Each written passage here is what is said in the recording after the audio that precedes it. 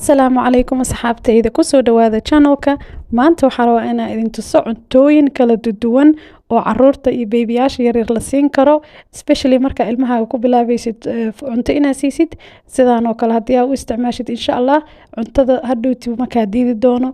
wuuna la qabsan doonaa cuntada healthy ah marka ilmahaaga ayagoo yaryar ku bilaawdid marka dhowr fruit idin tusi doonaa iyo qaabka loo sameynayo insha Allah marka nala soco walaalaha channelkeena ku cusubna waxaa idin leeyahay kulligiin soo dhawaada halkan waxaan ka bilaabayaa beebiga 4 bil markuu gaaro waxyaabo ugu wanaagsan in ilmaha la siiyo waxay tahay sida tufaax oo kale tufaaxa sida aan ognahayba aad u yahay caafimaadka waxyaabaha kobciya waxaa kamid ah fruutooyinka oo tufaaxa ku jiro marka beebigaaga markaa bartid tufaaxa hadhowti uu kaaga mahadcelin doonaa insha Allah because tufaaxa waa very healthy vitaminada ku dhex jirana waa waxyaabo badan oo jirka koritaanka beebiga u fiican marka waxaa sameynaysaa waa dhaqaysaa si fiican waa jajaraysaa insha Allah markaasna steam ku sameynaysaa waa hurinaysaa marka biyo yar dabka la saaraysaa marka huritaankaas yar waxaa loo baahan yahay inuu si fiican ugu jilco inuu jilco waayo oo nashiidmi karo marka si oo qurux badan inuu u shiidmo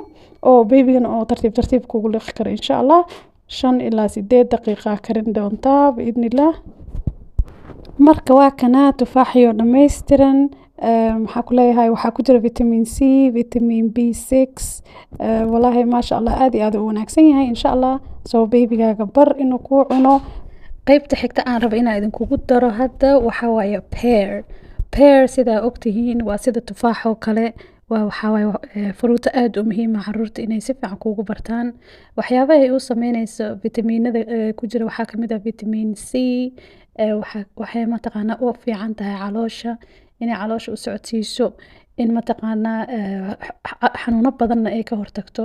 marka pearka waa dhaqaysaa si fiican markaas waa u jarjaraysaa kabacdina waa shiidaysaa markaas asigoo si fiican smooth ah siinaysaa insha Allah hadda waxaan galina caruurta 6 bilood markay gaaraan waxaa ku bilaabi kartaa xabad muusa ma taqaanaa inaad u jarjartid oo markaas fargeeto ugu isticmaashid muuska waxyaabaha ku fiican yahay waxaa waaye vitaminada aadka u badan ilmaha u baahan yihiin waana cunto jilcan oo ma taqaanaa karin hadda xitaa kaama rabto soo markii aad degdegsantaho kale ama in wax kale diyaar ku ahayn mooska si fudud u siin kartaa insha Allah waxaa la fiican inaad bilaawdid marka cunugaaga 6 bil jiro ilaa 7 bil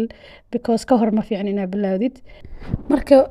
fargeetada ku isticmaalaysaa inaad saas ugu jajabisid bilba bisha ka dambeysa waxaa fiican cuntada inay ku noqoto cunto oo wax yariis soo adkaanaysa camal soo marka hore aad u shiidaysaa mararka dambe bilayooyinka kale ka dambeeyana soo bisha 7aad bisha 8aad bisha 9aad waxaa loo baahan yahay inay isbedesho cuntada dhadhankeeda inay isbedesho ma taqaanaa sida jilicitaankana oo ka yaraado jilicina ka yaraado because haddii kale cunuga maanta dhan wuxuu la qabsanaa inuu wax jilcan liqo ma taqaanaa ma isticmaalayo xarakaad ma sameynayo inuu ilkaha haddii usoo bixi lahaayeen iyo ma taqaanaa inuu isticmaalo carabkiisa iyo waxaas dhan haddii kale ma isticmaalayo marka cuntada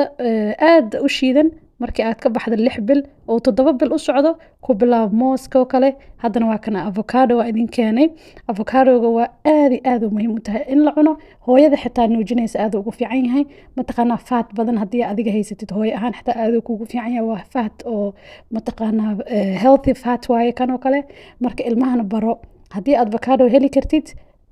ilmaha sii caruurta beebiyaasha sii kuwa roron sii adiga cun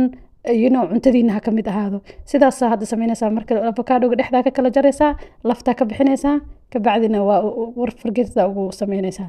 okay cuntada xigta avocado iyo moos la isku dhex daray haddii labadan isku dhex dartid waxay sameynaysaa avocadogii oo macaan ahayn iyo mooski oo macaanka haya iskugu daraysaa marka waa laba fruuto oo aad u wanaagsan inay ilmaha ku bartaan inay ku cunaan marka waxyaabaha aad ugu fiican marka vitaminadka ku jirana waxaa waaye vitamin C vitamin E vitamin K vitamin B magnesium waxaasoo dhan ka buuxaan marka avocado waa wax aad muhiim ah waxay u fiican tahay xitaa indhaha waxay u fiican tahay caloosha waxyaabaha infectionka dila waxyaabahaasoo dhan ay u fiican tahay insha Allah cuntada uga sheekeynaya ama furuutada aan rabo inaan la wadaago walaalahay waxaa kamid ah cambaha oo kale. Cambaha aad iyo aad u fiican yahay haddii aad rabtid waa u jarjaraysaa then wax yar u qandaci dabka u saar, haddii kale sidiisaba ugu shiid and then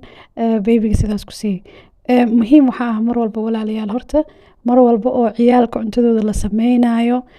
sida babaayga oo kale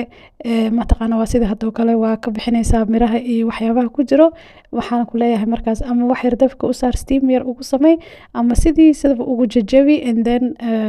hore ka sii markaas insha Allah. Marka cuntada markaas siinaysid marna subaxiyaa siinaysaa marna duhurkii waa u kala badbedelaysaa insha Allah. Mar walba waxaa sameydaa inaa gacmaha si fiican iskaga dhaqdid intaadan cunto sameynin because babyga calooshiisa aaday u yartahay